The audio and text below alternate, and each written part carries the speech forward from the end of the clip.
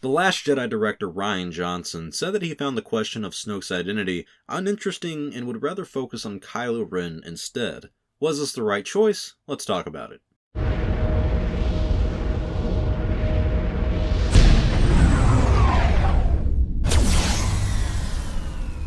Have you seen Star Wars? So Rian Johnson gave a lot of Star Wars takes in this Zoom call with a lady named Soraya Wilson, and she's been talking about all that stuff on her Twitter account. And in this tweet thread, she revealed their conversation surrounding Snoke, and here's what was said. I asked Rian Johnson, given that there were no outlines of direction given to him, who he thought Snoke was. I shared with him my hope before The Rise of Skywalker that he would turn out to be Darth Plagueis. He didn't want his answer to come across wrong, but to him the question of Snoke's identity was fundamentally uninteresting to him. What he was interested in was Kylo. The purpose that Snoke served in the story was entirely in his relationship to Kylo Ren. He said Snoke wasn't this fascinating character that we want to explore, and who he is, etc. For him, he was laser honed in on the characters on the table that we needed to push forward in this chapter, which were Rey, Kylo, Finn, and Poe. Those four. How did he move them to the next step? Snoke was a bad father figure to Kylo, basically. He said it got to a point where he realized that instead of repeating exactly the original trilogy, which if they drew it into the last movie with Snoke still being the Emperor figure and Kylo being like Vader, it's just going to lead to a natural and expected pattern. To him, the much more interesting thing was what happens if Kylo ascends. Where does that put him in the last movie, where he is in a position of power? To him, that was infinitely more interesting than anything regarding who Snoke might be, and his focus for those scenes in Snoke was how they best could serve one of the main characters. Now, I think Rian actually... It's interesting. It's very interesting the fact that he's more focused on Kylo Ren, because I think a lot of us who look at The Last Jedi, and someone like me who did not like The Last Jedi, was not a fan of Luke, was not a fan of what they did with Snoke, but a lot of us were also big fans on what they did with Kylo Ren, because Kylo Ren did step up in The Last Jedi. A lot of people left The Force Awakens saying, I don't like the character of Kylo Ren, he's kind of like an emo, whiny crybaby, but when it comes to The Last Jedi, he had a little bit more character to him, and we could actually see his struggle and that conflict between him on light and dark. I like that aspect, and so I think Rian did a good job with that. But on the same hand, I'm really disappointed with his take on Snoke, and the fact that his identity is uninteresting to Rian, because I feel like a lot of us left The Force Awakens going, one of the most interesting things is, who is Snoke? It's pretty funny because Rian actually predicts The Rise of Skywalker when he says, like, I don't want to repeat the original trilogy, I don't want it to follow that same story structure and go that same direction that, you know, is predictable and expected, when that's exactly what The Rise of Skywalker did. It, like, pretty much verbatim copied the original trilogy, which, you know, to each their own, but it is kind of funny to think that Snoke is an uninteresting character when he, in my opinion, is one of the most interesting villains that we could have ever had in Star Wars. Not for him being Darth Plagueis, that would of course be mind-blowing and it's a really big fan service, not sure how it would work with the structure of Star Wars, but hey, I know, if you don't want to do Darth Plagueis, that's fine.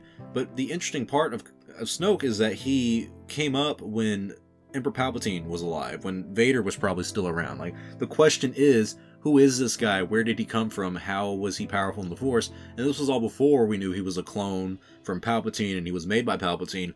But before that, it was like, how did this dark side user end up becoming the leader of the First Order? How did Snoke and Palpatine never meet? How did Snoke not become detected by Palpatine and Darth Vader? There's a lot of questions surrounding that in his origins on why he looks so damaged.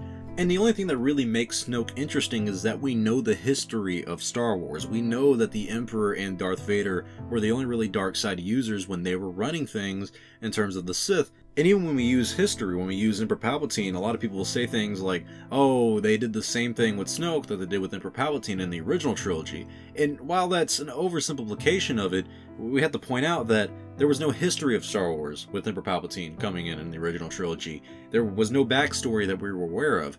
Now that we know the backstory of the original trilogy, it makes us question who Snoke is, because it's like, well, you're telling me he came out and was around during that same time. So it is interesting on who he is, how he became powerful, like why he can use the dark side, like just basically who is this guy? Like, give us a little bit of story to him and why we should either be fearful of him or not. But to be fair, Rian Johnson did make an interesting dynamic between him and Kylo Ren of being father and son.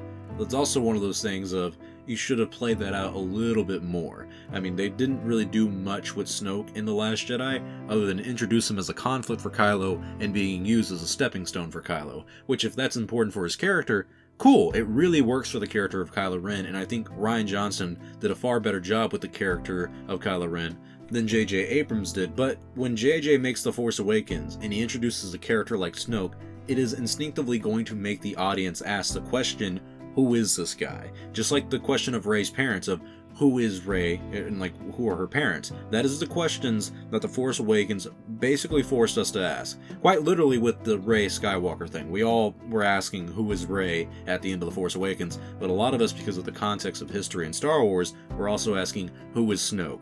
That was the question coming out of The Force Awakens. Going into The Last Jedi, it didn't answer any of those questions, and that's really unsatisfying, because it's like, don't ask me a question and then never give me the answer to it. And then we get to The Rise of Skywalker, and we answer both questions, but in like the most unsatisfying way ever. Rey is a Palpatine, but she's also a Skywalker, and Snoke is just made from, Palpatine because, well, I don't know. I just don't know. I'm never going to understand the sequels, and I'm also never going to understand why Ryan found Snoke uninteresting. I mean, no, I'm lying. I do kind of understand. I think he gives a fair point, but I don't think he's considering what people took away from The Force Awakens of going, well, okay, we want to know who Snoke is, and we also want to know who Rey is. But tell me your thoughts in the comment section below. What do you guys think about Rian Johnson finding the identity of Snoke a little bit uninteresting and rather focus on Kylo Ren and his relationship with Snoke? Was that the best move, or should he have revealed something different with Snoke? Tell me your thoughts in the comment section below. Thank you all for watching. If you like this video, please give it a like because it does help out the channel. And if you enjoy Star Wars Only, become an Only fan and subscribe to the channel to stay up to date on the latest news in Star Wars. I'm Star Wars Only. I will see you all next time, and may the Force be with you always.